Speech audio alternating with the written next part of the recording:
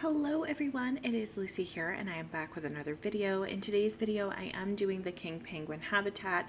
In the last Planet Zoo video that I did, we did get some king penguins, we got some snow leopards, so I thought I would make them a habitat. I did not do the snow leopards one yet. I'm really trying to figure out how I want to go about doing that one because I kind of want to put like kind of a mountain in with some snow and stuff, so I am just really trying to figure out the landscaping things and tools and the terrain tools and all of that. But we did make this king penguin habitat. I really want to make it an underwater viewing area for this, but I have to kind of try to figure that out because we do have another habitat kind of across the way from the king penguins, so it might make it a little bit more difficult, but I am going to try to figure that out. I'm not super great at the underwater viewing areas, but I really want to make one because the king penguins have this beautiful underwater area that they can kind of go down and dive down and eat and stuff. But at least the guests can kind of see them up in their natural habitat, kind of like up walking around,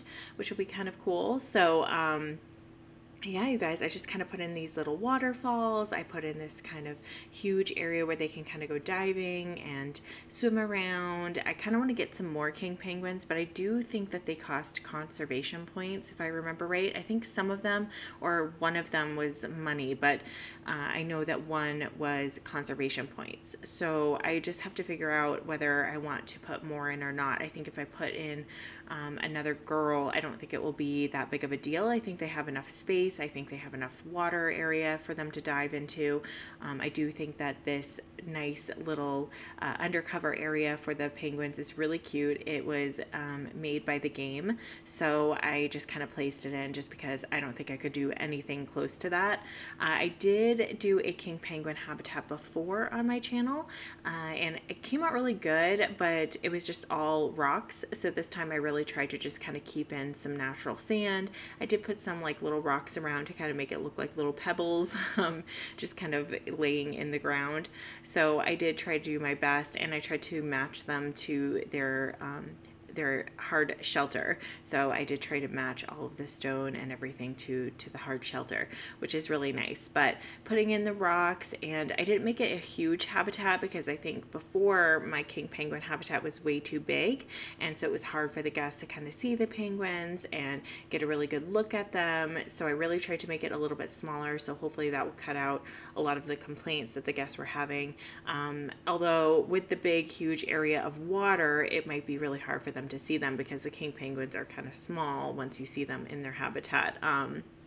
So it is kind of a challenge, which is why I want to try to get some more king penguins, because I think that will be a lot of fun, and it will be more chances of them to have offspring and all of that. So it'll be really fun to have all of these little penguins around. And I did put the coolers in at the end because the king penguins like it nice and cool, and I didn't realize this, but they do like a lot of sand, which I thought that they would like some rocks and things like that, but they do like a lot of sand because I did put in some rock terrain paint, and then it was too much rock for them, so they did like a little bit of sand. And so I put in these little nice pebbles from the aquatic pack. Those are my favorite pebbles to put in because they kind of just really decorate the place and really give a good landscaping aspect to the place. I use those in a lot of my habitats just because I just really like them. I think they're really cool.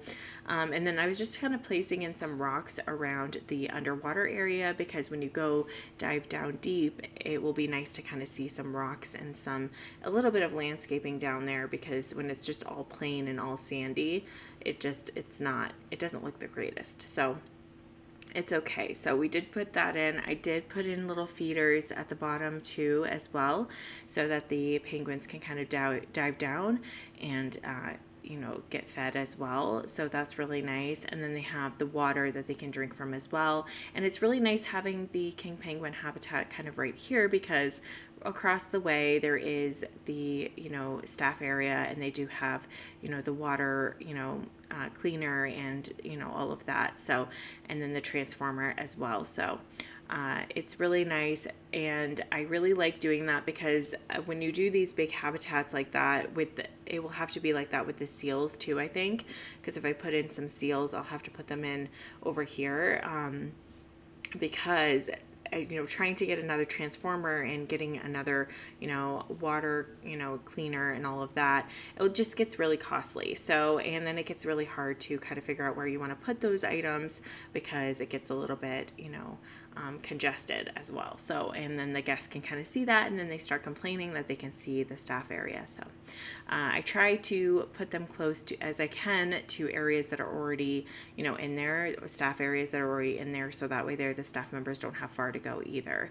I think all that's over there though is a staff break room, and so I really have to kind of change it up over there and maybe put in some like mechanic workshops and things like that, so that way there we have some mechanics kind of closer to this area over here.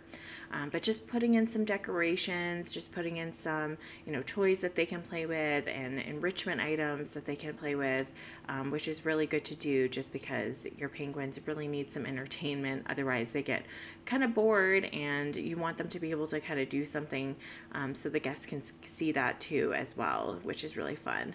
But just like I said, putting in some rocks, and then this is where I kind of did the whole thing with terrain paint, and I did it with all rock because I thought, oh, okay, well, they'll probably like the rock. And then when I put them in there, they're like, no, I want more sand. So I had to put in some sand. Actually, the whole place, they really liked having sand. Which was very surprising to me, which I don't know why, but it was really surprising. So I just put in a lot more sand at the end, but I did put in this rock, which I thought came out really good, and it really looks nice. But once I had to put the sand in, I did that as well. And then I was like, you know what I'm going to do is I'm going to put in this little scenery board over here, because I just think that would be so cute with like the mountains in the back, and it kind of looks like they're in Antarctica. I just think that would be really cool. So I lined the place with this mountain kind of scenery board in the back and made that part of the habitat wall, and I just thought that that was so cute, and it looks really nice once it's all done because I put it kind of lining the area, and then I put in the glass you know, one-way mirror so that they can't see out, so that they don't get really stressed when you know, guests come over to look at them. But we are getting close to the end, you guys, and I think I'm going to end the talking portion right here. I hope you stick around to the end so you can kind of see how it all came together, and you can see the animals in their habitat. But like I said, I'm going to end it right here. Thank you guys so much for hanging out with me today, and I will talk to you all very soon.